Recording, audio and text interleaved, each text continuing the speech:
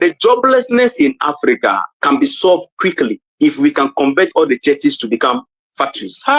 Exactly. Convert all the old churches to factories and see what we will become. You see, the joblessness in Africa can be solved quickly if we can convert all the churches to become factories. Exactly. Convert all the old churches to factories and see what we will become. You see, the joblessness in Africa can be solved quickly if we can convert all the churches to become factories. Exactly. Convert all the old churches to factories and see what we will become.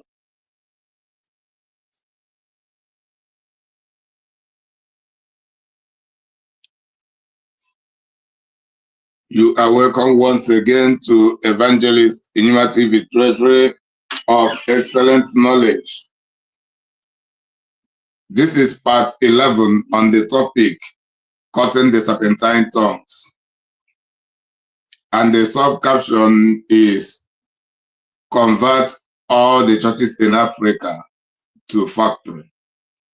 And you have heard it from the video that the problems in Africa can easily be solved if all the churches in Africa are being converted to factory. But can that really be true? Then what makes it a serpentine word, a serpentine statement, the serpentine perception and the projection of intelligence? I will explain. That is the reason I am here, and that is the reason I do what I do. And let me ask, is it possible that if all the churches in Africa are shut down today, then all of the problems in Africa will end automatically? If for real that churches and the Christianity is the only problem that exists in Africa, can Africa really be better by closing all of the churches? Then I ask again, is Christianity or religion as so-called the only source of problem or the only problems we Africans have? Then, if Christianity and the religions are ended in Africa, what next? What about the rest of the sources of problems in Africa? You know, this is the serpentine projection from the serpentine bitterness. And this is a hateful attack on the churches. Why am I saying this? The majority of the churches in Africa are fake. They are false. That is true. But there are minute few that are still real. The churches still operate in America, in Europe, and many other continents of the world. Why is it that all of those people do not have the kind of problems we Africans have?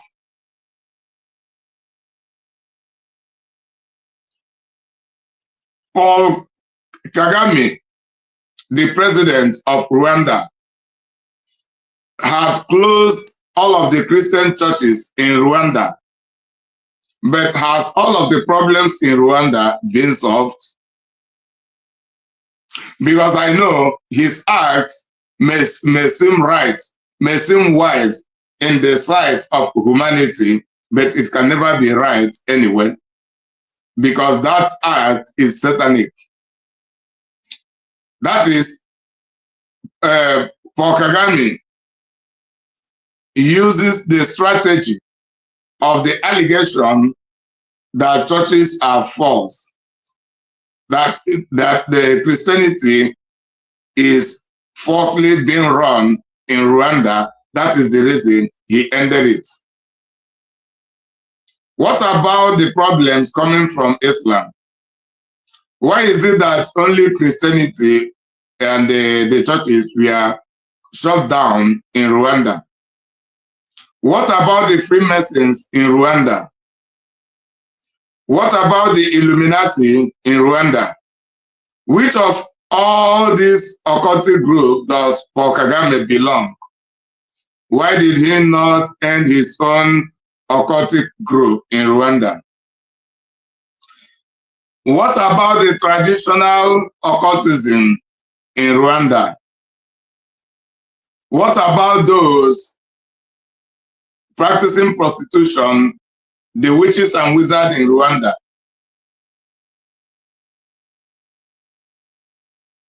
What about the rest of the criminal politicians in Rwanda? Why is politics still thriving in Africa? Why is it that Africa is being ruled by politicians? For example, Nigeria have very great amount of natural resources, most especially in crude oil. Why is it that the Nigerian government have not built oil factories, oil refineries, so-called, in all of the oil well communities? Is it the church that stopped the Nigerian government to build oil factories in each of the Nigerian community that have crude oil? Is it the church that imposed Boko Haram in Sambisa Forest to protect all of the mineral resources that it contains, and the Westerners come there with their jet fighter to come and negotiate to buy all of the mineral resources being excavated by the Boko Haram? How has the churches in Nigeria stopped the Nigerian government, and to be precise, the Zamfara government, to build gold factory in Zamfara? But they are excavating gold and stealing it among the politicians. How has the church stopped the French government from exploiting Niger and the rest of the Francophone African countries? Why is it that all of the African government, the African politicians, why is it that they do not build the factories, the gold factories in their various countries that have gold? Why is it that they have never built the factory for uranium in Niger, in Burkina Faso, and the rest of the Francophone countries? Why is it that the African politicians do not reserve their money in their own countries and they loot the money and take them to overseas, which are the Western countries, to go and back them there? Why is it that it is the European countries, the American countries, the Asian countries decide what happened? Why is it they are the people who choose who should rule over you and who should not rule over you? Rodrigo, vale, ahora me voy. Gracias. How had the church stopped the Nigerian government for building good standard schools to educate the citizens, like Nigeria, like the rest of African countries?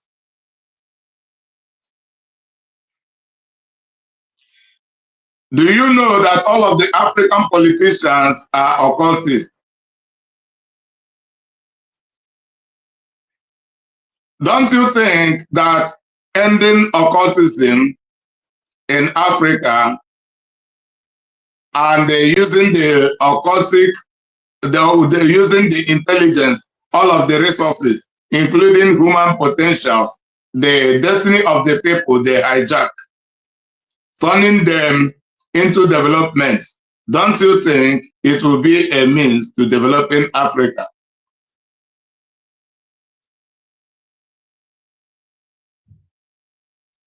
Is it the church that asked Nigerian government to be importing power generating machines, that is generators, against building power plants, so that Nigeria will be having a stable power supply, I mean electricity, or whichever means they want to use for it. And that is an industrialization. Where are the factories for the petrochemical engineers, those who have graduated from African school as petrochemical engineers?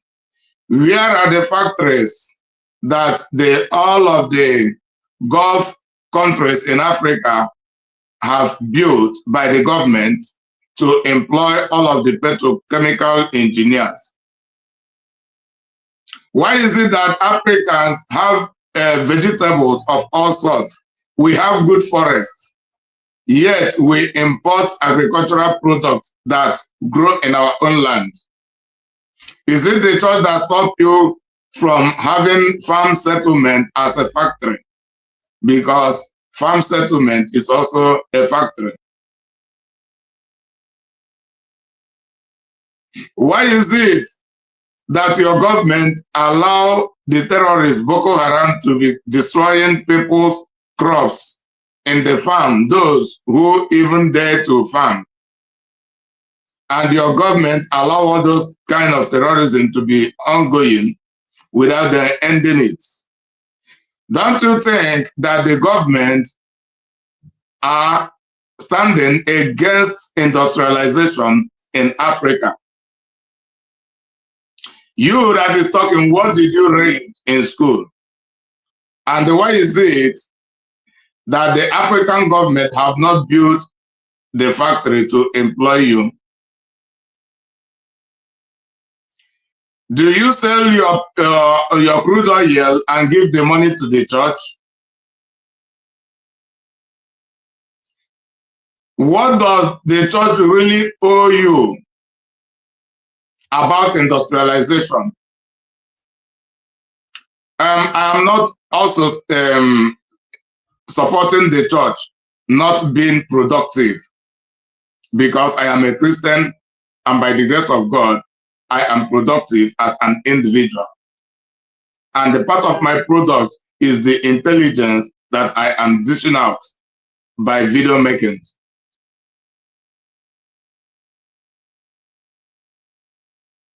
So, if closing the church will solve the problem and turn the churches to factory, what about the mosques? What about the occultic gathering centers? What about the hotels where people go and only to keep women there and be having sexual relationship with them, both married and unmarried women, without productivity? What about the gambling centers?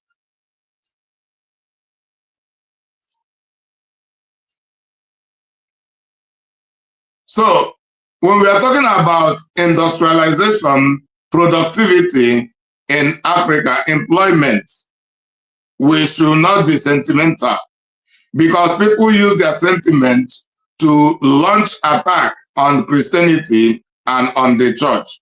I know that the majority of Christians today are myopic, they are unproductive, and a lot are false among the leaders. The majority are false. But what about the true ones? And I can also attest to the fact that even the Christians are suffering the way others are suffering in Africa. So that is not really a problem caused by a particular set of people. Why is it that the masses of Africans still support their oppressors, the oppressive governments of Africa, the corrupt African politicians? Why is it that the majority of the African citizens still support them? Why don't you hold your leaders accountable? One of the greatest problems of Africans is that they celebrate their oppressors only to turn back and complain about hardship.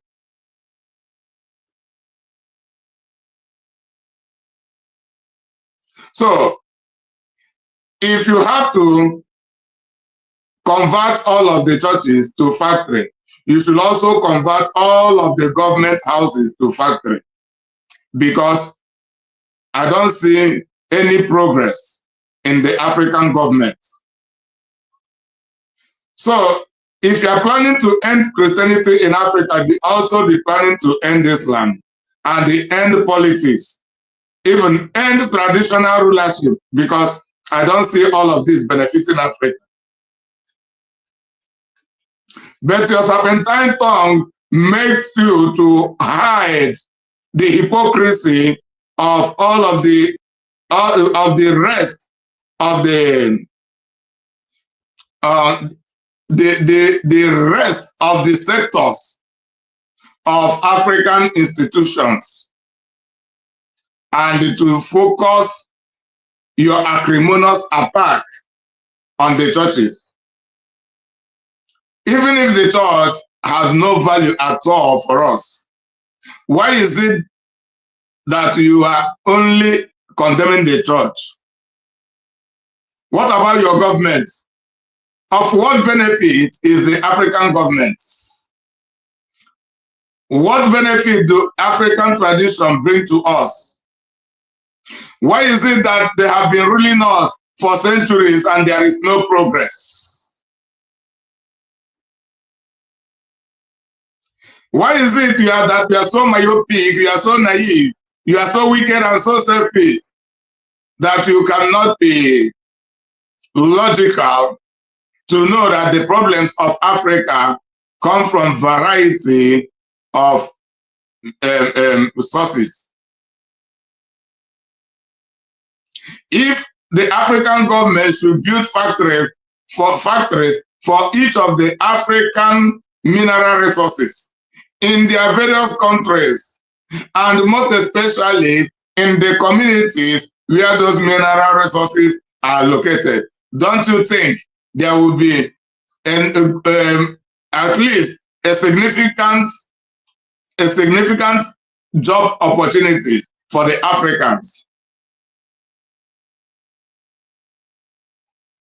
Why is it that the African currencies are too poor compared to the world leading currencies? Have you asked yourself that question? Have you asked your leaders that question? Then why is it that you are not holding your leaders responsible to make the African currency higher than the European currency, than the American currency, than the United Kingdom currency, and the rest of the colonial national currencies? You are being colonized in every ramification, but you are too obsessed with acrimony against the church. So that is the serpent speaking.